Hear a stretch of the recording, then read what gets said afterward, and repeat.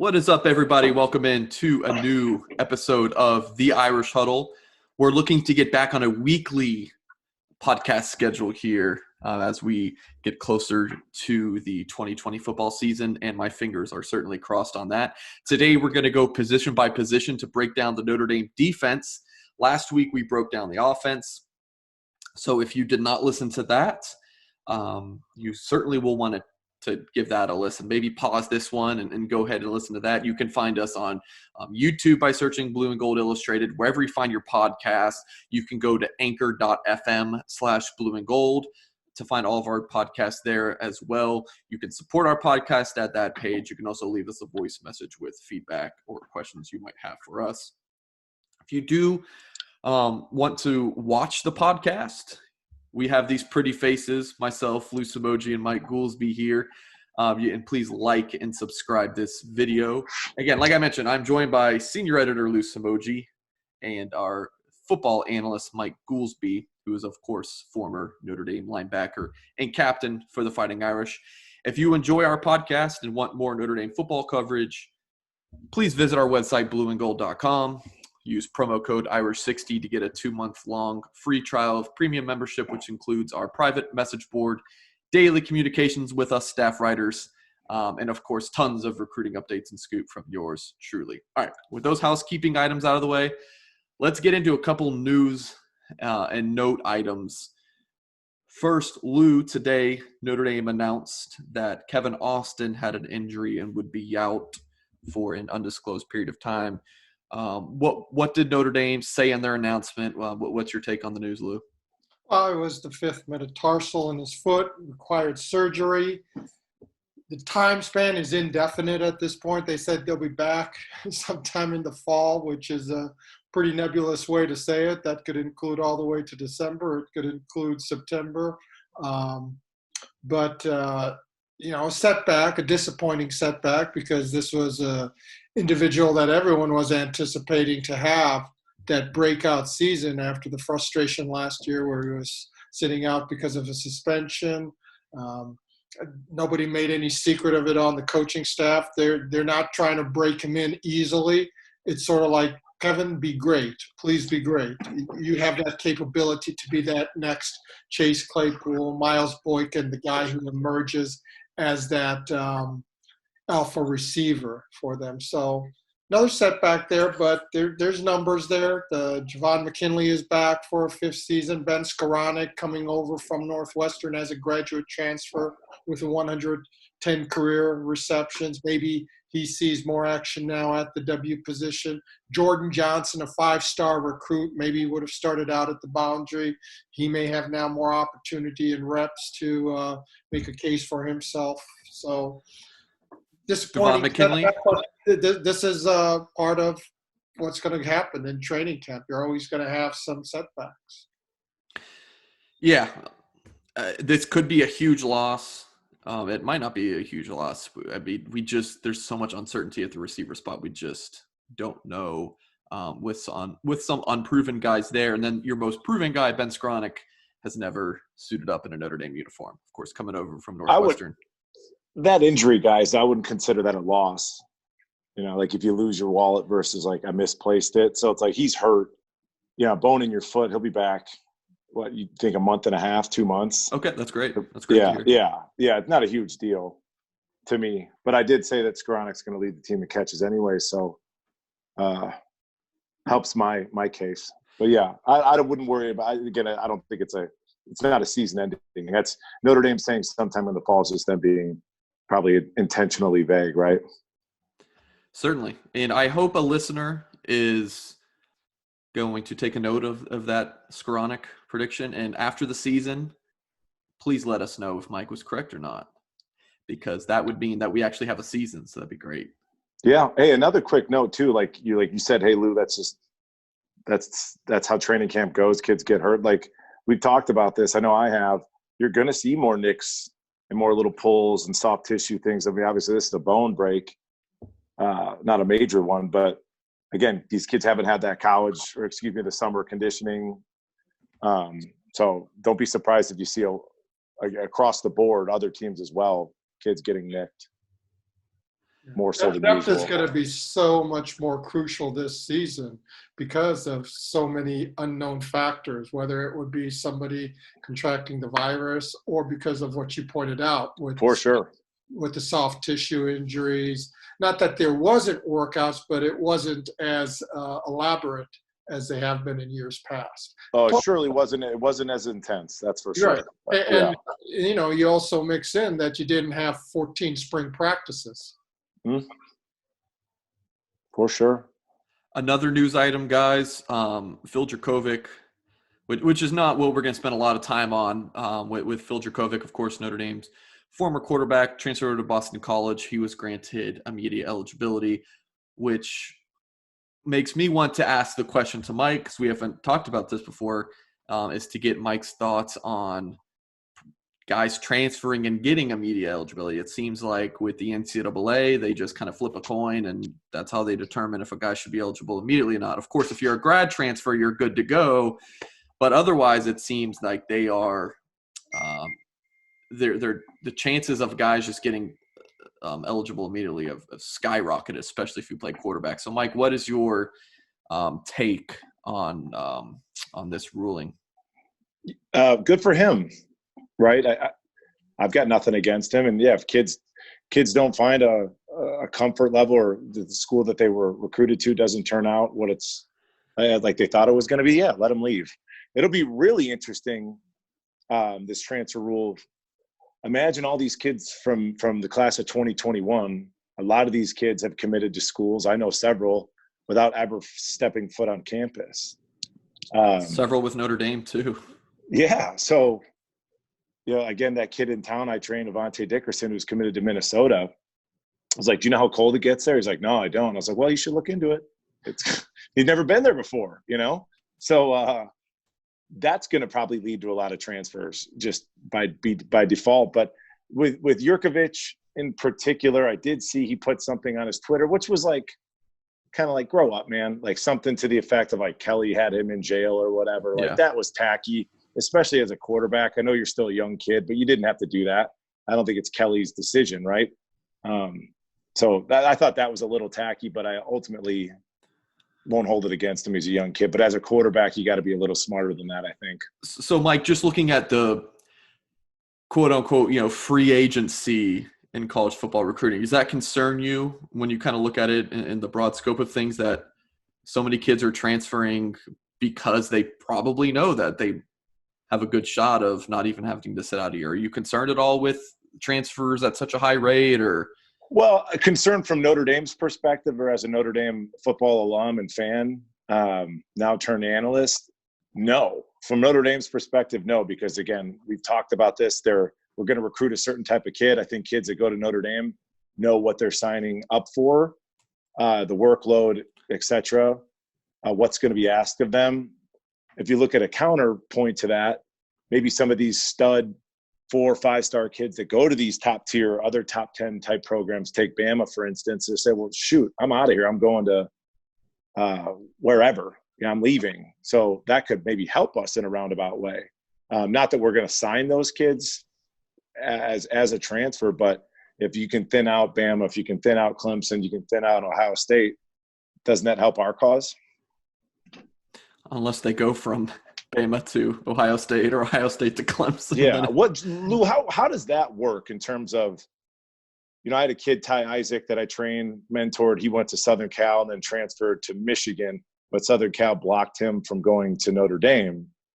So how does that work? Like that used to be the case where I've seen Notre Dame do that too, where if you're a regular opponent or so, as a coach, you can usually have the right to block a transfer there to that school, saying, okay, we don't mind you transferring, but we just don't want you to go to X, X, and X. And I think more and more as this decade goes on, there's going to be greater power to players as far as where they go. I don't think at the time in January, Notre Dame would mind that Jurkovec was going to Boston College, but now suddenly Boston College is on the 2020 schedule. They were added there because of the pandemic. So it's like, well, are there trade secrets there? Are there some things that he can help them with. Yeah, I understand. But maybe that doesn't help. So I'd be lying if I said I was incredibly familiar with the transfer portal. But it sounds like a dating app, Lou. Like you throw your name in the hat, I'm leaving, and then schools can choose to swipe right or swipe left. Yeah, that's how it's going, and you're seeing this is especially prevalent with the 5-star quarterbacks, and you see the success that a Joe Burrow had, and so many others. Jalen Fields transferring to Oklahoma, Baker Mayfield going to Oklahoma. Kyler Murray going from Texas A&M and winning the Heisman there. In the last couple of guys, they transfer, and there's quarterbacks all over saying, you know what, that can be me. Well, why am I hanging around biding my time? Justin Fields does that. He goes to Georgia. Well, he's not beating out Jake Fromm. And it's like, okay, well, Ohio State has an opening right now. I can go in there, start right away. And, they give it to him. Yeah, and patience is no longer a virtue. But, yeah, I think – and, again, kids are trying to get to the league. I'm never going to hold that against them. The landscape seems to be getting a little bit more even in terms of what coaches are allowed to do or permitted to do versus players. So that's a good thing. So hopefully, and eventually we'll probably jump the shark and then have to reel it back in some capacity. But I'm happy for Jurkovec, but he's not Baker Mayfield or Kyler Murray or Joe Burrow. So let's not lose sleep over it.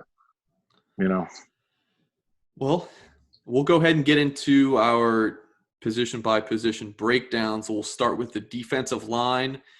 Lost some key players from the 2019 season, but Lou, it's still a deep unit. Last year's defensive line had plenty of injuries, and there wasn't much of a drop-off because the second-team guys were so stinking good. So then you look at this year's team, lost – Jameer Jones, and then a couple guys to the draft. Three guys drafted, Lou? Yes, Khalid Kareem, Julian Okwara, and then Jameer Jones is a free agent. Now, last year was an embarrassment of riches at defensive end because you had 5 seniors.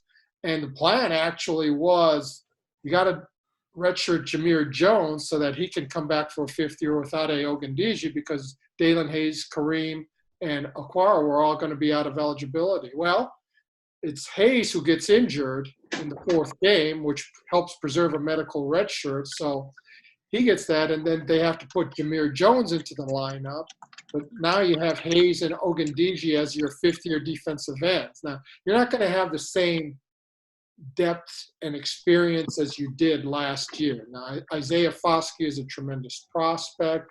Ovia Hufu is coming along very well, but they don't have that same overall experience level that when you had Dalen Hayes and Ade Ogundeji as your backups, that's 2 future pros that, maybe would have been drafted last year.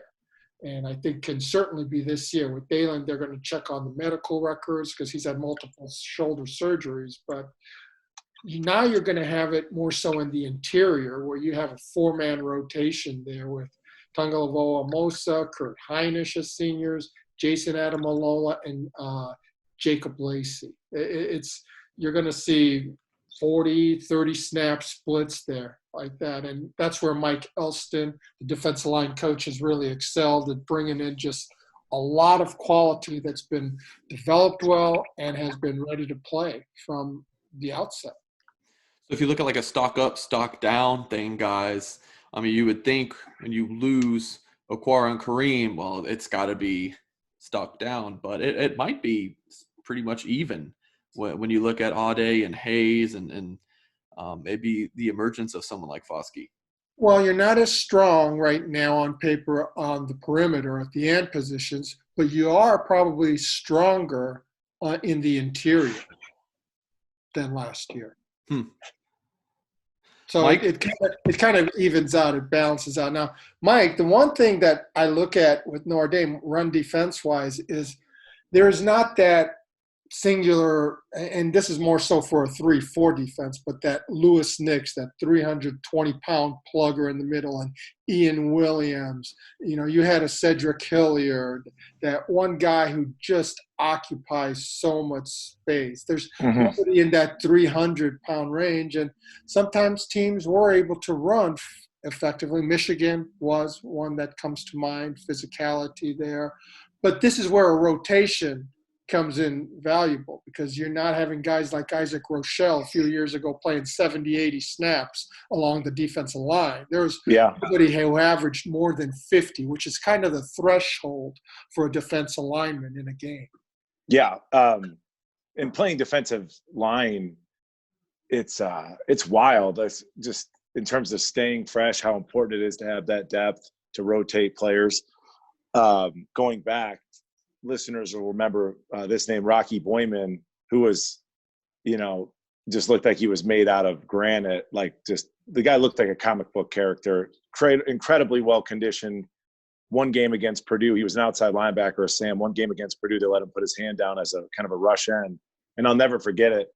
And he was very fair skinned, red hair, obviously, but he came to the sidelines and he was purple from just wrestling. It was just that type of conditioning. So that, again, really grabbed me, and I was like, man, you need to have depth at your defensive line if somebody that's in that good a condition got gassed. But with the COVID thing, it'll factor into. You talked about ends versus inside guys not having that body type. Absolutely. And that's why I'm not a big fan of the 3-4 at high school football or college, because you need that 260 outside linebacker, the 320 nose. Heinisch is a pretty good player. They're both of your inside guys. They're very serviceable. I think Heinisch had 2 sacks last year, which is a bit surprising. Doesn't strike you as a rush type guy. Where's my old number? So I'd like to see more sacks from him. But I think I've talked to maybe both of you about this one player. Not that we're throwing out a breakout candidate, but Lou, first of all, congratulations on getting all these names right. So I just want to go by numbers as you're looking at the depth chart. But number 18, that Nana Osafa-Mensah, what are coaches saying? What's the consensus about him as a player at this point? I think last year they had him more on the strong side end. He could perhaps go to the position, the rush position there, where you had Dalen Hayes, where you had Julian Okwara last year.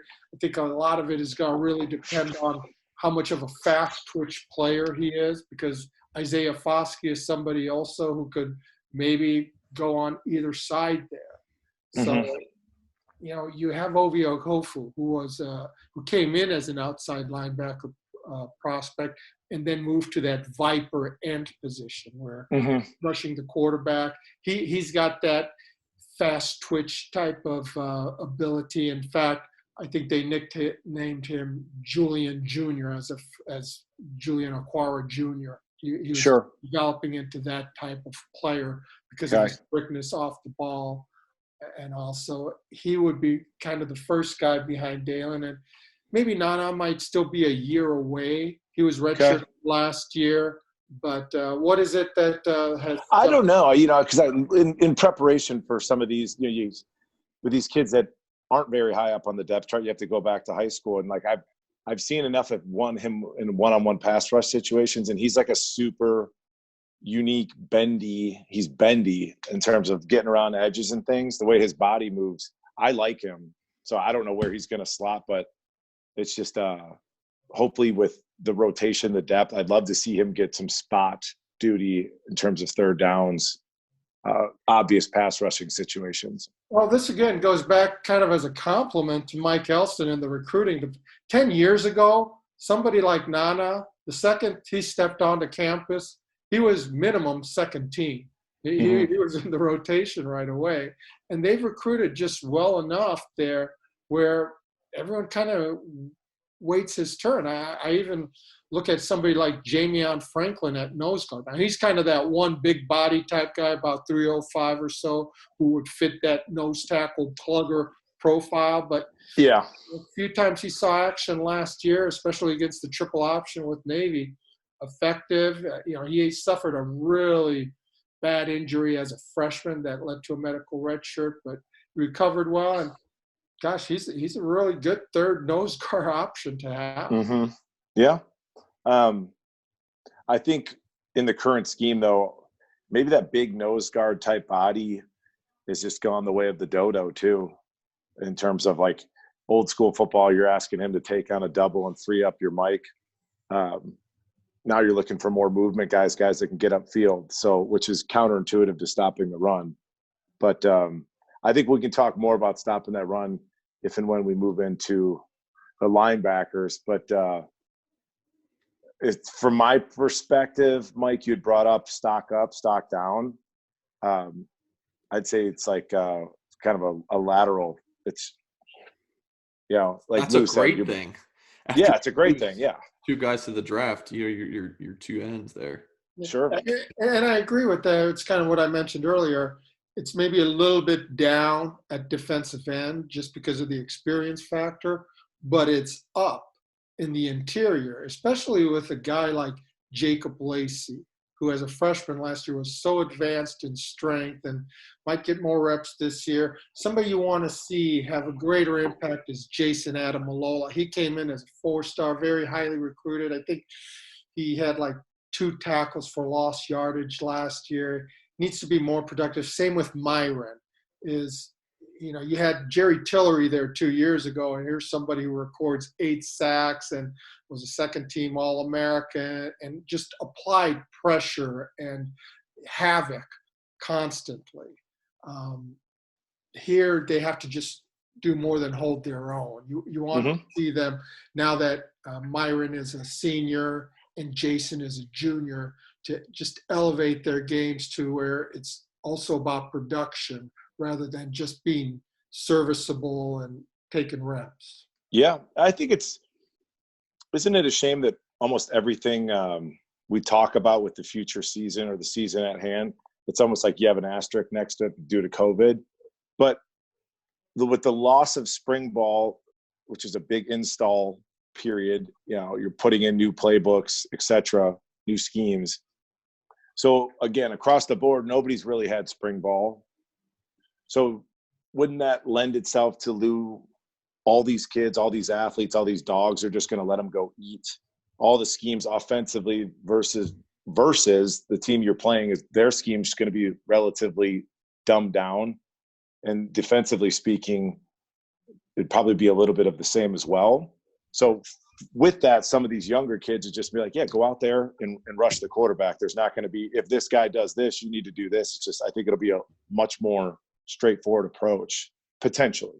Well, Mike, all the time we hear, whether it's in spring ball or the start of fall camp, is the defense is going to have an advantage most of the time because offense is more about install and all. Do you think because you didn't have the spring ball and so many other delays that have occurred that there's going to be more of a pronounced advantage for defenses this year, at least at the start of camp and also the start of the season? Sure. Yeah, it makes sense to me. I would agree. But going back to our last pod, we've got a luxury of an offensive line that's already gelled. So that gives us a nice little leg up. So, and a quarterback, offensive coordinator who knows the quarterback well. Obviously, not ideal that your offensive coordinator's ever really, called many plays, but certainly knows the personnel, knows his group really well. We'll move to a position that Mike knows a little bit, the linebacker spot. Defensive coordinator, Clark Lee, this is his unit. And talking about him as a recruiter and how Notre Dame keeps going after these like safeties who then move down to rover, then move over to linebacker. I keep calling him a wizard. They identify guys and they project years out. It's been impressive from my point of view, covering the team in that sense. Linebacking group seems well stocked with talent. Lou, what's your take on this unit?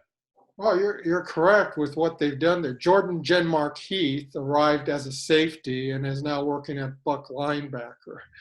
Jeremiah Owusu-Koromoa, similar and moved to the rover position. And he's about 215 or so. You've had Drew Tranquil and others who were bigger as safeties when they played here. But now is perhaps Notre Dame's top pro prospect for the 2021 draft, along with Liam Eichenberg. Paul Moala, then another rover, he came in as a safety originally as well. And then you have Jack Kaiser and Maris Luufa from Hawaii. They're kind of both cross-training at both buck linebacker as well as rover, and they played a lot in the defensive backfield or, kind of as that center field position in high school as well. So, yeah, it goes back to that. We can go back to the Miami Hurricane dynasty of the 80s. They loved recruiting fast cornerbacks who became safeties, even faster safeties. And then the safeties they recruited grew into fast linebackers, and the fast outside linebackers they recruited became terrors on the defensive end, etc. So there was a method to how they did that, and I think you're seeing that some with Notre Dame as well right now. Well, it's funny, in recruiting, Notre Dame's got 4 defensive backs committed. They might take 2 more, and then you might only take 1 linebacker, like linebacker on paper as a high school recruit. But I'm sure those numbers even out, as like I just mentioned. They just take these guys. So anytime they take a safety and he hits really hard, I'm like, yeah, that might end up being a linebacker. I mean, I'm no Clark Lee, but I'm just trying to predict what he's going to do. Mike, as our linebacker expert, among other things, when you watch the tape and especially with Wusu Koromoa and what he was able to do in some big games last year, especially against Georgia, I mean, you've got to be excited about this group. Sure. I did want to just piggyback off of what Lou had touched on much earlier in terms of the defense being previously super vulnerable to being gashed and just kind of beat up. And with all of these position changes, corner to safety, safety to linebacker, DN to 3 technique, maybe that's where some of that's coming from. Because if somebody's used to playing on the back end, running around in coverage, I move them 5 yards away from a 310-pound guard. That's totally new territory. So if somebody like that's sitting in your lap and you're a 218-pound former safety, yeah. Do you see the connection there? But yeah, I was shifting all these kids too, Mike. That's so often we only get to see their highlight tape. But if you just see a kid in a T-shirt, you just look at their frame and say, yes, he's going to put on 25 pounds. No, he's not. It's pretty obvious in terms of how narrow they are. But this group, yeah, obviously you start with Owusu Koromoa. We'll probably touch on this. Mike, please remind me to jump into it in terms of stack ranking positions on a defense, or this defense rather. I thought about this last night. Jeremiah Owusu Koromoa, with a name like that, it's become a household name. That's how good he is, right? That's like must be 11 syllables in there. We all know him. That's how good he is. But Myron Tagovailoa Amoa, which I probably didn't pronounce that correctly. He just gets a Myron, but Jeremiah gets his full name.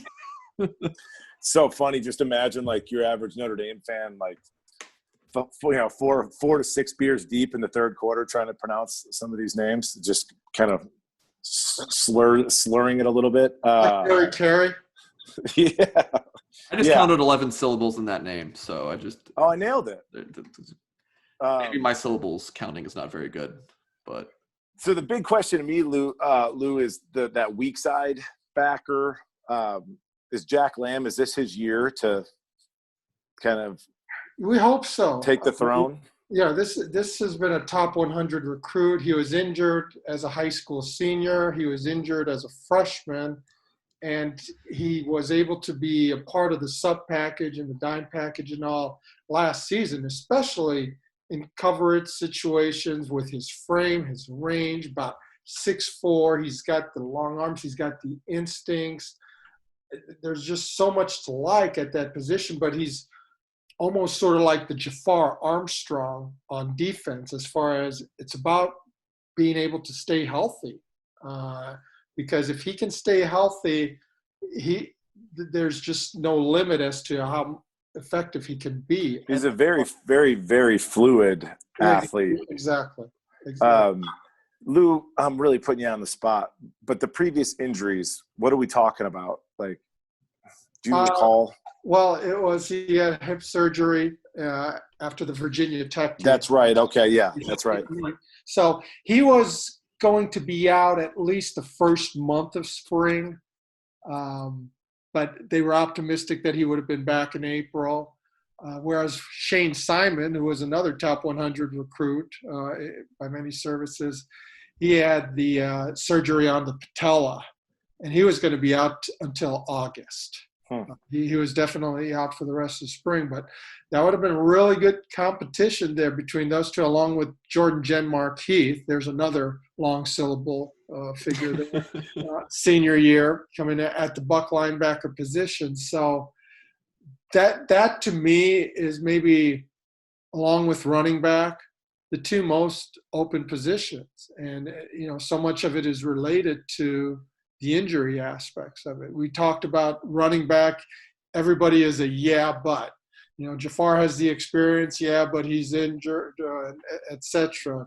Chris Tyree has the top 100 ranking, but he's 179. Can he, be a consistent 10, 15 carry guy? So it's similar with the Buck linebacker position as well. Now, what they've done 2 straight years, Clark Lee, is they've taken the rover and moved him to the Buck position. 2 years ago, it was with Drew Tranquil, and last year it was with Asmar Bilal.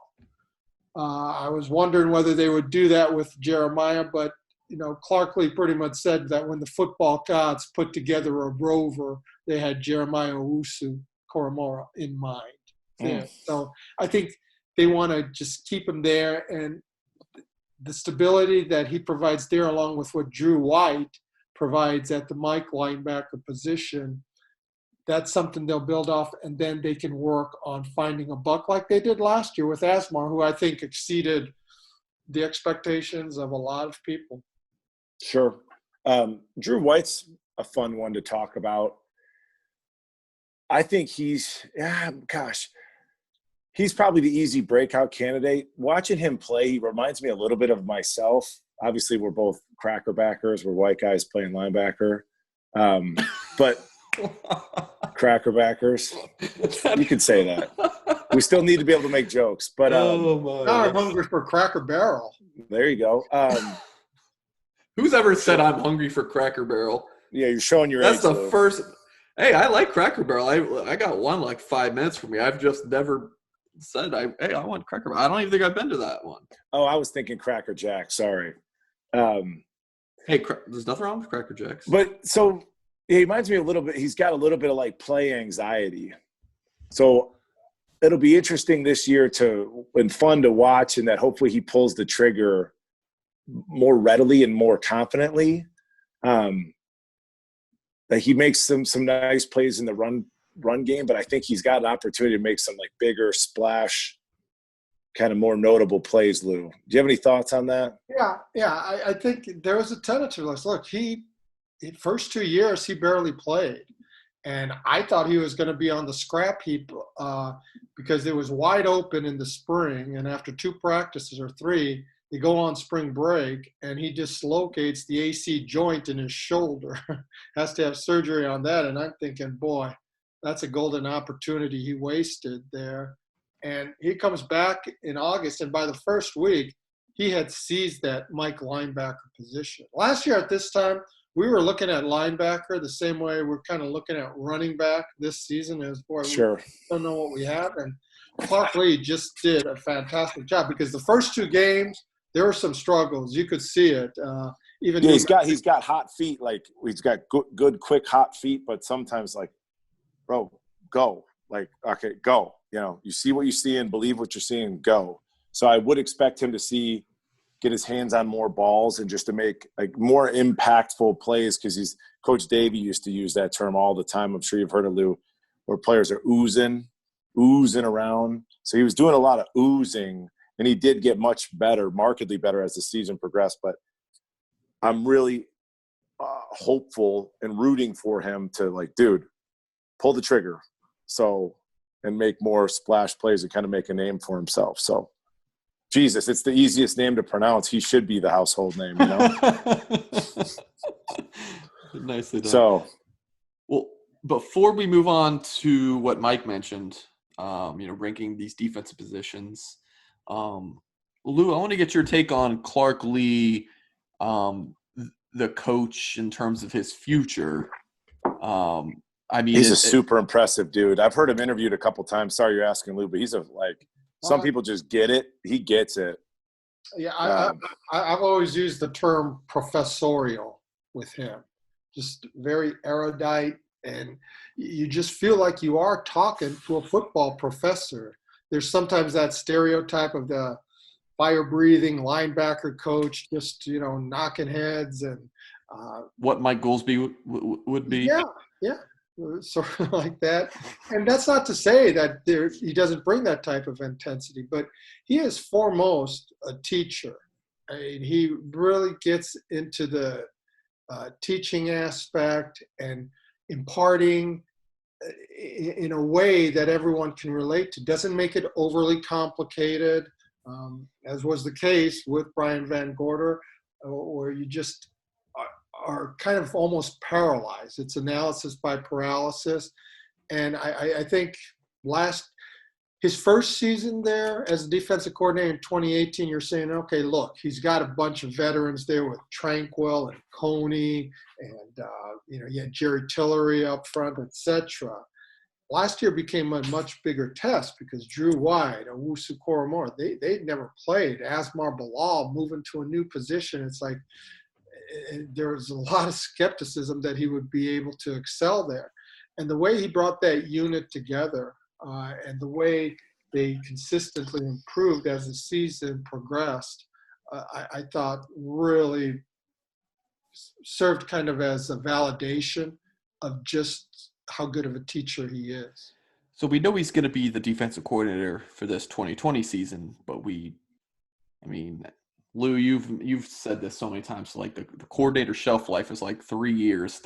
After that third year, if they're going to take the leap to be a head coach, or by year 3, it's not working out, so you're gone. It seems like with Clark Lee, if he stays for a 4th year, that's just icing on the cake. Yeah, 4th year as a coordinator, because this is his 4th season as a linebackers coach. Right. He came with Mike Elko in 2017, but he was a finalist for the BC job that Jeff Hafley from Ohio State eventually got. But you can see this is a future head coach. It's gotten written all over him now. I think since 1981 about 1986, 85, right around there.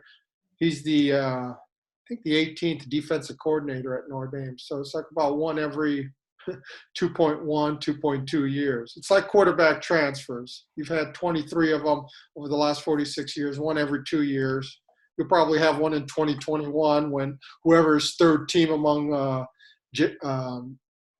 Pine, Brendan Clark and Tyler Buckner likely will leave. That's just an inevitability, and it's the same kind of with that defensive coordinator position here.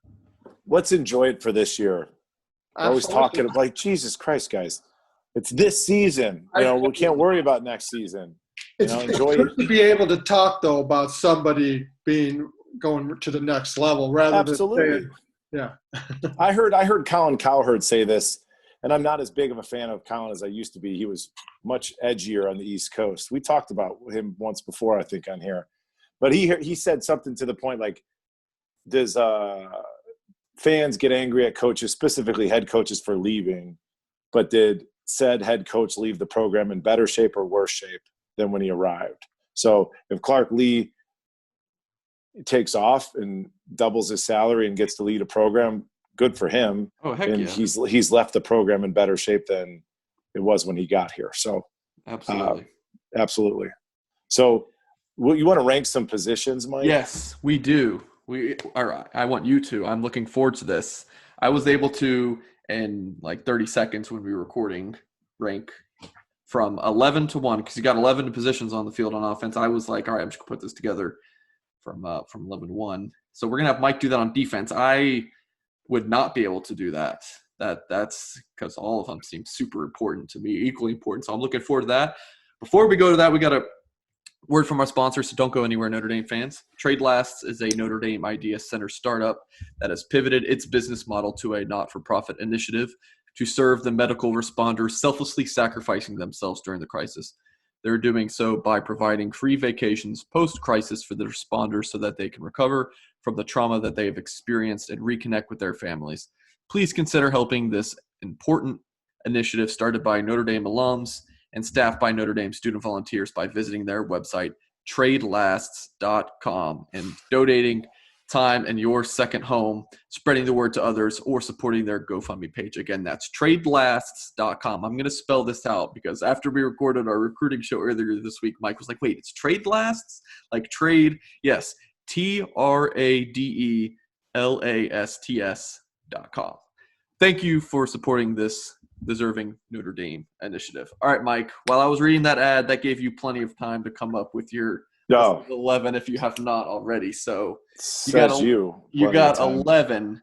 So with Notre Dame, you got a Viper, strong side, got your nose tackle, defensive tackle, Buck, Mike, Rover, free safety, strong safety, boundary corner, field corner. Let's hear what you got, Mike.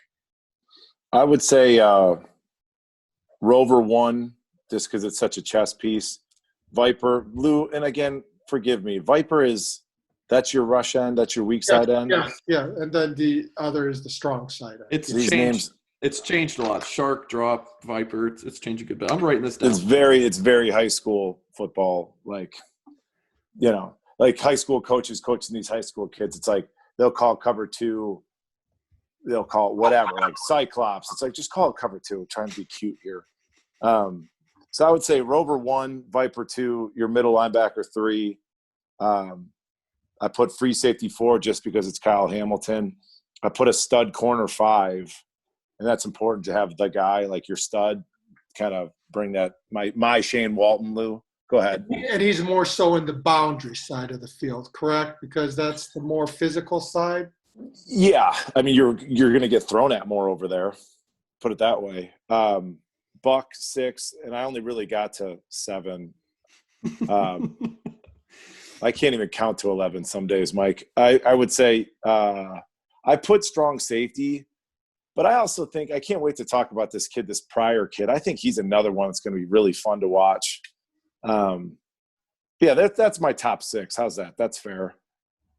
So I'd go Rover, Viper, middle linebacker, free safety, a stud corner, Buck, and then anything else, again, is just anything off the edge, whatever you can get off the edge pressure. That's the yin and the yang of football. Obviously, the more heat we can bring up front, the less we expect of our back end. But if our back end's locked down, they help the front. So, but I think it's – excuse me, I'd be interested to hear why you have Rover 1, just because – in this scheme that Mike Elko and then Clark Lee have implemented, they felt that the Buck position is more valuable, which is part of the reason why Drew Tranquil was moved there from Rover, despite a very productive season that he had there in 2017. And the same with Asmar Bilal, is just the need for that experience there, where they felt it was more important. Why with somebody like Jeremiah, is it a whole different ball game because of the different skill sets that he brings to the position? For sure. Yeah. So look at it from like a game planning perspective, Lou. So if you're an opposing offensive coordinator, where do you start? So who's the guy that we kind of circle on the roster? So we always got to figure out where Jeremiah is going to line up. It's that chess piece of it, and all the things like, I can understand how a Buck might be more important, and maybe some of that's a little bit of coach speak when coaches are saying that, right? And they're not always entirely honest, shockingly enough. But like setting an edge, it's like a coach saying, "Oh, we got to take away the run first." Of course, but that might not be what keeps them awake at night, is stopping the run. It's just kind of something that's coach speak. But Rover's my number 1. Specifically with Jeremiah, just because, again, the flexibility, the chess piece thing, you can confuse some people, show an offense a lot of looks, which is an advantage in and of itself. Yeah, and plus he's got to be part nickel, part Yes, absolutely. linebacker, part, maybe even edge rusher, part drop guy. Might have to cover the slot at times or a tight end other times. There's just again the game plan thing. So you don't have to rotate people, so you can leave a certain base level personnel in on certain third down scenarios, which makes us stronger against the run than it would be if I had to pull him out and stick in a different type of athlete. So I think, again, the usability matters. Yeah. And he was used a lot as that quote unquote big nickel last season. He didn't have to come off in those sub packages. That's what's going to make him a lot of money. So it's interesting. So like Isaiah Simmons is the comp, the kid from Clemson last year. It was fascinating. And this is, again, the world we live in. It's like his flexibility makes him super desirable as a pro prospect. But then once he gets drafted, now I've read things where it was a negative. It's like, well, where the hell are they going to play him? It's like all this time it's a positive, and then overnight it became a negative because we need to find a home for him in the NFL. So it's just funny. What do you think, Mike? Or go ahead. Sorry. Yeah, I was about to say, you mentioned with Simmons, I feel like 10 years ago, being a tweener was negative. It's like he's too small for this. But he can't do this. Like, we can't really find him a position. Now I feel like tweener has changed to versatile, and now versatility is everything. Be able to play multiple spots. I feel like that's You know what it is, Mike? I just had a great thought. So I love it. Let's hear it. When I was getting ready to get cut from Dallas, I was like, well, shit, what can I do? I learned how to long snap, right? It's not difficult. I was like, maybe if I'm the third string long snapper, because I could see the writing on the wall. So basically the more positions you could play. So I was athletic enough to play Sam, Mike, and Will, right? But now that was flexibility, right? The more positions you can play. I can play 3 spots in the offensive line. That makes me more valuable on an NFL roster, more, But now that versatility isn't specific to slotted positions. It's what can a human being do while playing one position. They can blitz, they can cover, they can play man-to-man, they understand zone concepts, they can help in run support while playing one position. It's not like you're jumping from Will, Sam, and Mike. Does that make any sense? It totally does. So do you think it's what you're saying? That's good stuff. That's good stuff, Mike. I'm calling somebody and asking for a raise after this. It's a great breakdown. Do you think any of that has to do with the game changing? I feel like in basketball too, it's like the game's completely changed. There's no center anymore. I mean, football, it's changed. Yeah. There's no fullbacks. The spread. Yeah. Yeah. And it's I would agree. That's part of it. But things tend to be cyclical. So and I don't know who's setting the trends. It's definitely not the NFL, because the NFL has to deal with what college has to deal with.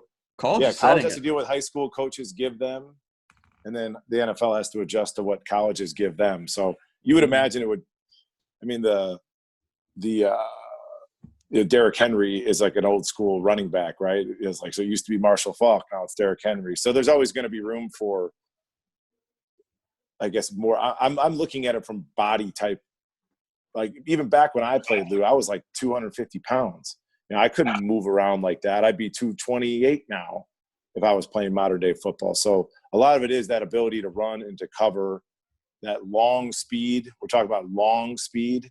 That's what people are looking for when evaluating defensive personnel, defensive kids. The linebackers right now, you're not going to find too many beyond 230. Yeah, and it's crazy too, because like a true middle linebacker, and I would consider Drew White to be a true middle linebacker. Those are like looked at when, like from the NFL perspective, a true Mike is almost looked at like a guard. They're not held to as high of a it's not as important as an edge guy or even a corner. It's because of, again, the development of the passing game overall. Drew White was listed at 227 this spring. His backup, Bo Bauer, was listed at 225.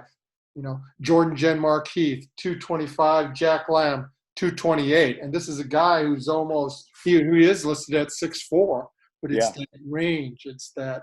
Isn't that funny though? But back in the day, I know they were screaming at us to put weight on. right?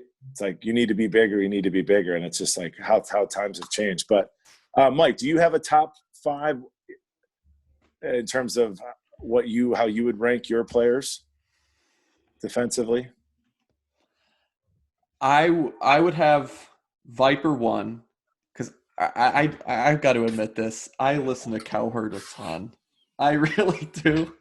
And I value what he says, because I think what a lot of his opinions are not really his opinions, because he talks to a lot of league people, whether that's in the NBA and NFL. So the stuff he comes up with, it's typically, unless he's just trolling someone like Baker Mayfield, it's typically well sourced. So he says quarterback's number 1, then you got to protect the quarterback, and then you got to go get the other team's quarterback. That's the most important things in football. So I agree. I would put Viper at 1. And I remember last week when we did this, I put receiver pretty high. So I would, at the same token, put your corner, your top corner pretty high.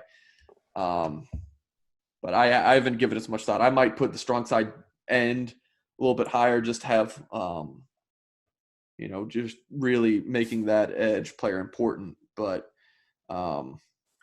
like I said, with offense, like some of them are a little bit more obvious, not as important. But defense, like you mentioned, Mike, if you got a strong front 7, that makes the back 4 have a little bit easier life. But you can also flip it if your secondary is elite, and there's no open passing lanes for a quarterback, then it makes your defensive ends look a lot better when they have I think it's seconds. important. It's important to delineate between the front 7 and the front 4. Because front 7, I hear front 7, that's stopping the run. Front 4 is rushing the passer.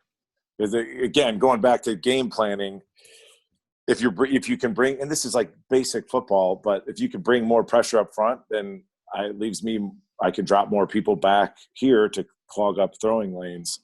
But yeah, edge pressure, sure, I agree. I just think in this scheme, the way you can move Jeremiah around. Huge. But what did I have? I had Viper 2. Yeah. But you were way off on your wide receivers in terms of I'd going give you back the finger if I could right now. One thing that surprised you can. me is no one has mentioned really that middle. That this goes back to maybe that 3. Mike had him 3. Mike had him at 3. Or are you talking about a nose and a 3 technique? Luke? Yes. Oh, yeah. okay. The defensive interior, because just establishing the middle of a defense.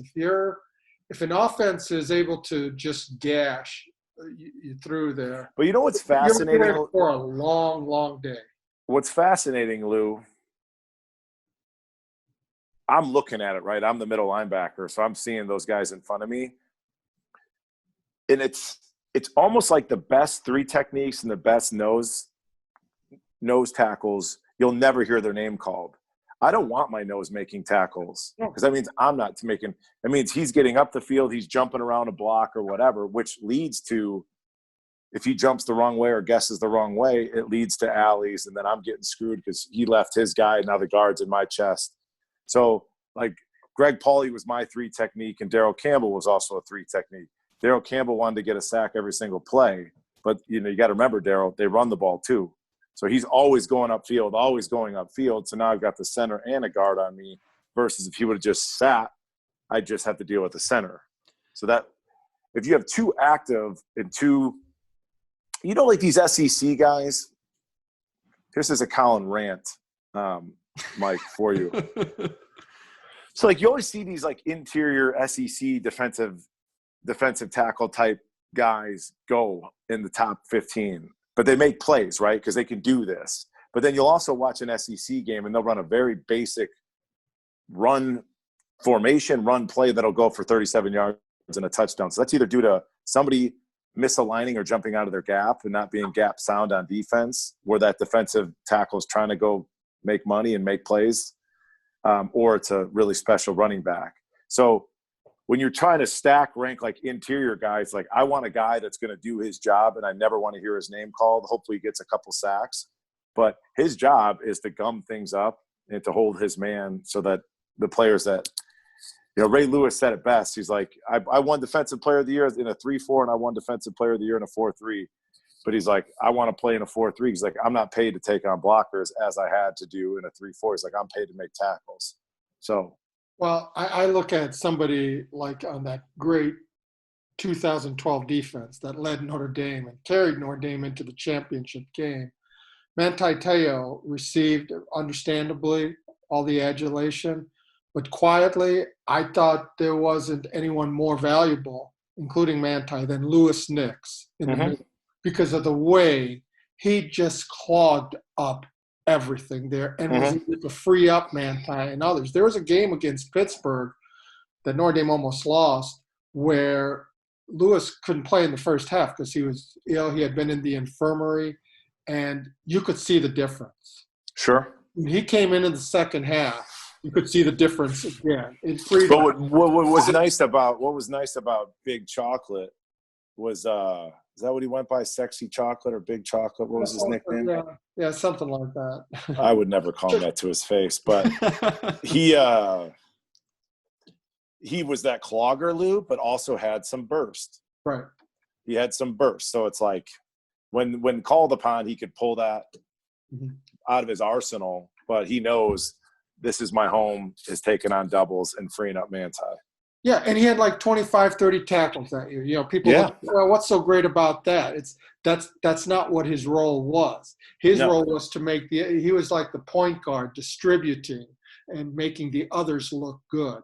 Yeah. When needed, he made his own baskets or all. But when you can occupy 2, 3 guys and keep them off the linebackers and free up in one-on-one situations of Stephon Tuitt to make 12 sacks and get the All-America accolades.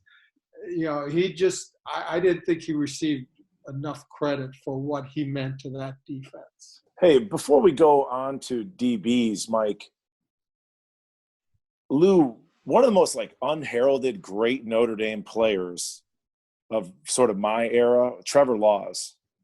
Wow. He had – what do he have? The one year he had 113 tackles from a defensive end in a 3-4? 112, yeah. Yeah. But and then you never hear his name kind of get tossed around. But they were 3-9.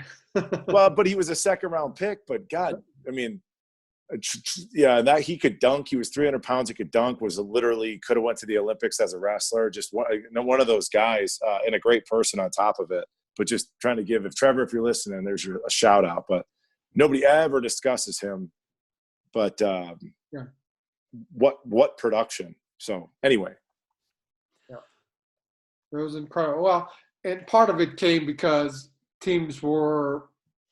Notre Dame wasn't strong in a lot of areas, so teams were just running the clock, and you were able to get more tackles. But that's not to dismiss or mitigate. A defensive end making 113 tackles at 280, 285 pounds. It was still amazing to. Yeah. Well, let's talk about some DBs, Mike. Yeah, I was about to say we're an hour in, and we haven't even talked about Kyle Hamilton yet. So, and I know Mike wants to talk about Isaiah Pryor, and there's certainly some question marks at the cornerback position. We'll address those shortly. Looking for that unique Notre Dame item for the Irish fan in your life, please visit Augie's Locker Room, the country's #1 Notre Dame memorabilia shop. They have the largest selection of Notre Dame helmets dating all the way back to the turn of the century up to present day, including the Shamrock Series helmet. They also have stadium benches, framed tickets, one-of-a-kind Rockne items, signed items, and many other unique pieces. If it's Notre Dame, they have what you're looking for. Visit them online at augieslockerroom.com or call 574-277-ND-ND. Again, 574-277-ND-ND. All right, we will be back after a real quick break. I've got to go get some water. My mouth is drying up. All right, we're back. Time to chop it up about Notre Dame's defensive backs. Lose some starters there. I'm sure, considering the units we just went through with the linebackers and defensive line, that the secondary is the most or biggest concern on the defense. You could maybe even argue the entire team, even though you have Kyle Hamilton. after that, Tariq Bracy's had a great season last year, but there's certainly some questions that certainly have to be answered with this secondary. Lou, what's your take on that? It's interesting because on paper, when you lose a speedster like Troy Pride at corner, but especially a couple of safeties like Alohi Gilman and Jalen Elliott, who are productive 2-year starters and captains, you say, holy smokes, that's a major rebuild. You have 3 safeties right now that could be in a rotation there who are all top 50 recruits by one service or another. Kyle Hamilton obviously has already demonstrated what he can do, but Houston Griffith was the number 1 recruit for Notre Dame in the 2018 class, ranked 43 by rivals. Isaiah Pryor, just the fact that he's at Ohio State, which has just had an assembly line of tremendous defensive backs, but he was a top 50 on ESPN, I believe. On paper, it looks like there's huge loss, and filling that leadership void where you lose a Gilman who was outstanding in that capacity and Jalen Elliott doesn't look promising. But athletically, I think it can be better than it has been. Corner is going to be the number 1 probably position of question, even maybe more so than running back, because you have 8 scholarship guys on corner. 6 of them have 4 years of eligibility, which means they haven't been out there. A 7th, Sean Crawford, has missed 3 seasons with various injuries and missed part of last year with a dislocated elbow. So you just hope he can stay in one piece as a 6-year senior. He's got the heart of a lion. And then Tariq Bracy, one of the top surprises, I think, in the Brian Kelly era as far as, wow, where did this guy come from? Came from a small town in California. Was about 5'10", 170 when he came in, and just has been productive. I think he had the 3rd most snaps among the defensive corners last year. Led the team in passes broken up with 7. A lot of moxie, fearlessness, but it's a position group there, corner, where you have to look at it almost like 2012, going back to that great defense. You lost your 2 starters in Gary Gray and Robert Blanton. You lost your nickel in Lowood with an injury, so you had to move a freshman running back, Kavari Russell, there. You had to move a receiver, Bennett Jackson, there as a first-time starter, and you maybe had to do some things on defense to perhaps protect them. And maybe Clarkley, I'm sure, would have some things ready to go in that capacity too. I think this Isaiah Pryor, he didn't transfer here to not play. I mean, that's such an obvious statement. But with his background, like he went to IMG in high school for his senior year and then goes to a program like Ohio State, and he looks too good to not get on the field.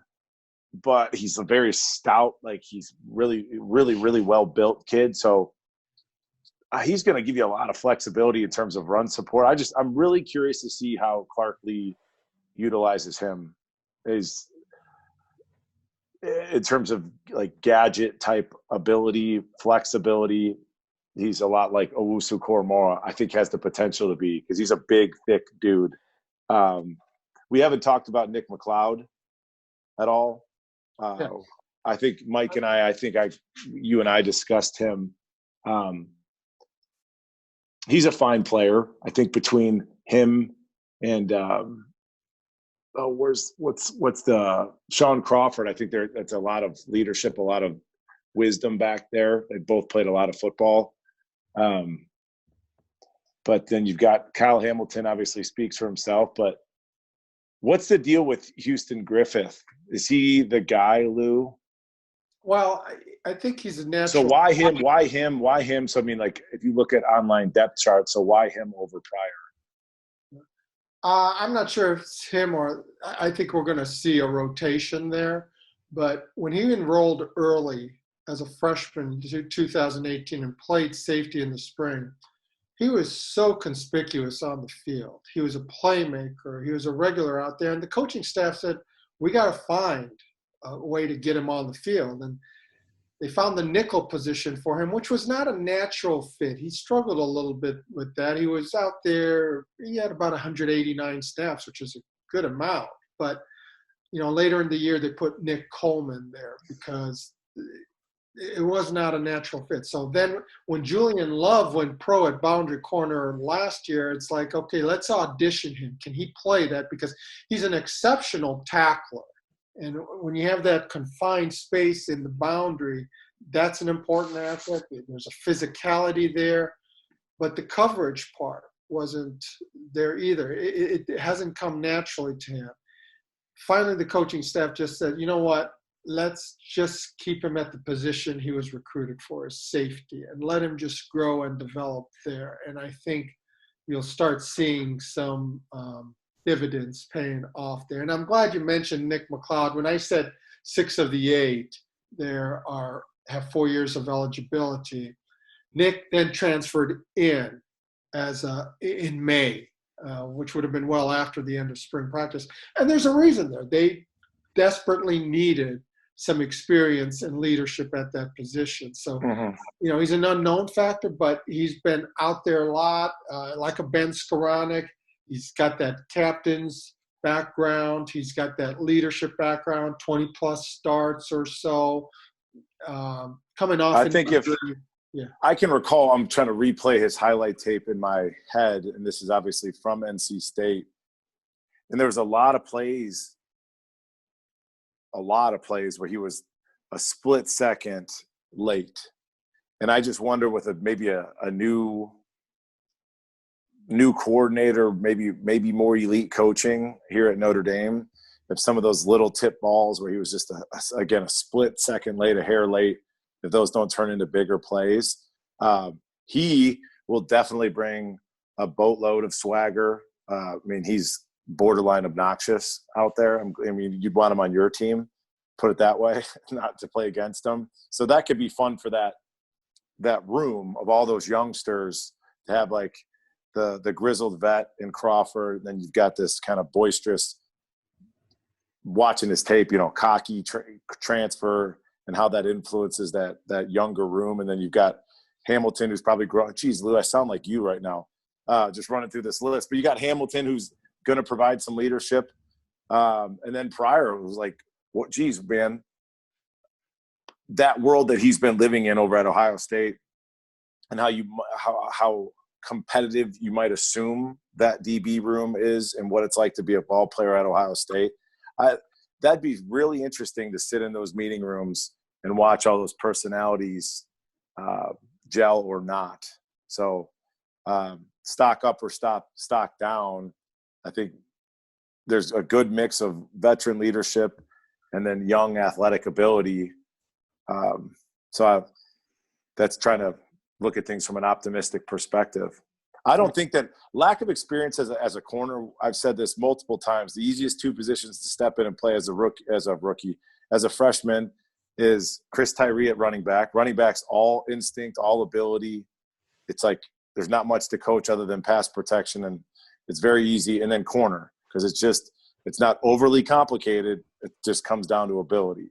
So experience isn't going to make you faster and make you jump higher. I'm sorry, Lou. Yeah, we saw that with Kavari Russell, who came in as a running back slot and was just an outstanding performer on a 12-0 regular season team. We saw that with Tariq Bracy, very small guy, came in, one of the lesser heralded recruits in that class, and played quite a bit as a freshman. And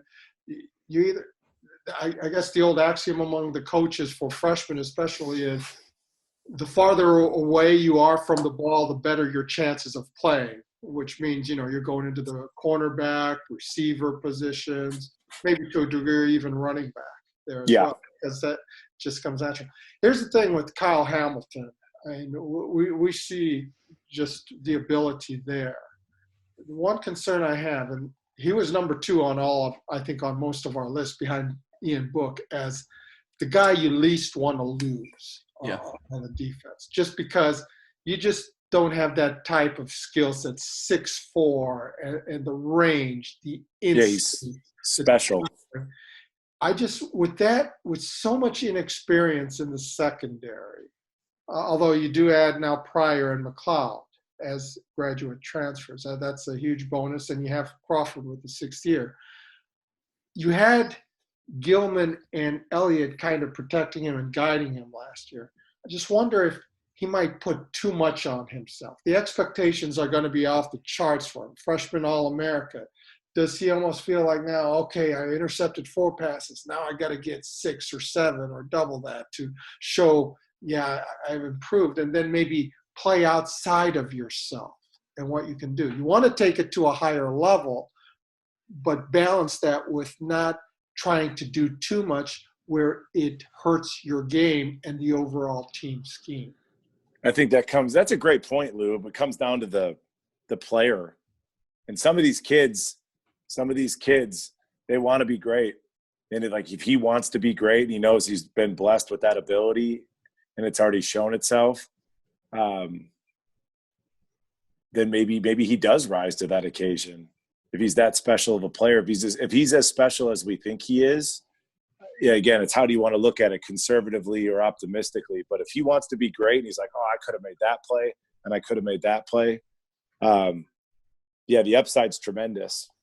So, and I think he's one of those kids that he's going to be great. And if he wants to be great, because again, working with these young kids, like some of these kids are like, they're groomed, like they're like, I'm going to be the guy. So that moment for the average person, it might seem overwhelming, but like, no, they're like, I'm built for this. This is what I'm here to do. Some kids, they're full of shit. They just say it. And then some kids actually live it.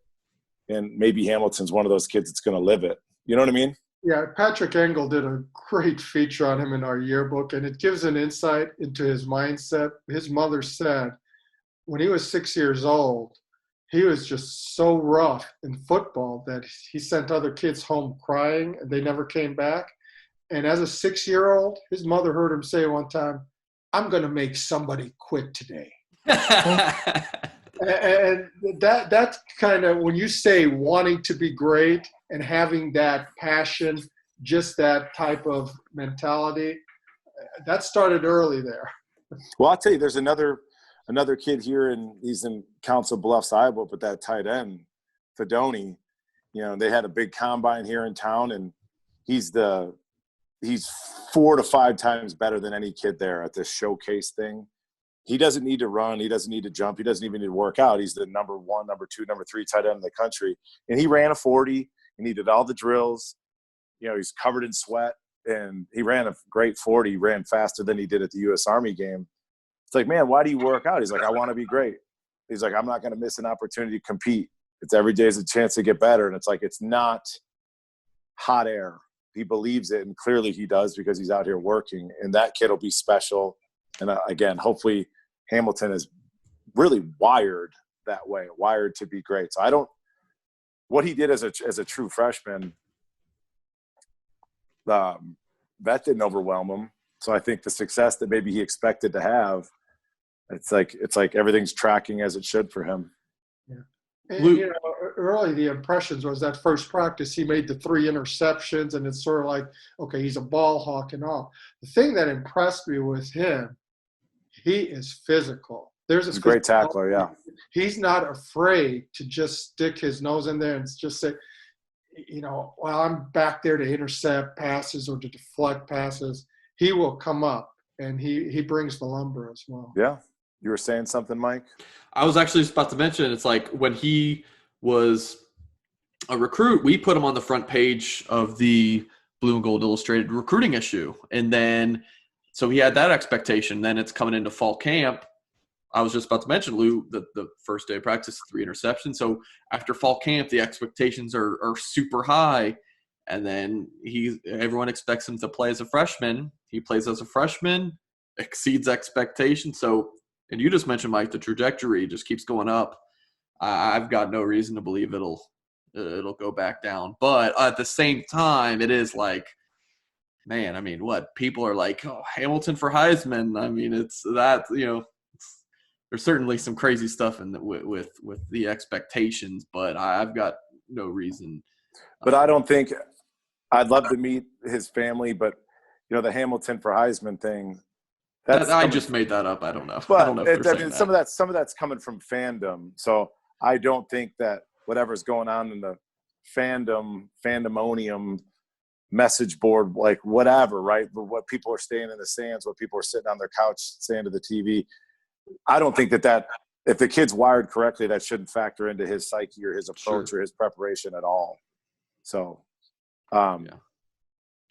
yeah, and it's just one example for young kids. So, yeah, I'm really optimistic. I was talking to a recruit's parent this morning, and she told me that she has to get on her kid about, hey, go on social media, post that you got these official offers. Like, the kid's like, I don't care about the spotlight. Like, I just want to play ball, and I just want to get better. Like, that's not great for my business because all the interviews and different, things that are more interesting to fans, that's better for my business, not the kid who doesn't want to talk at all. He just wants to go work.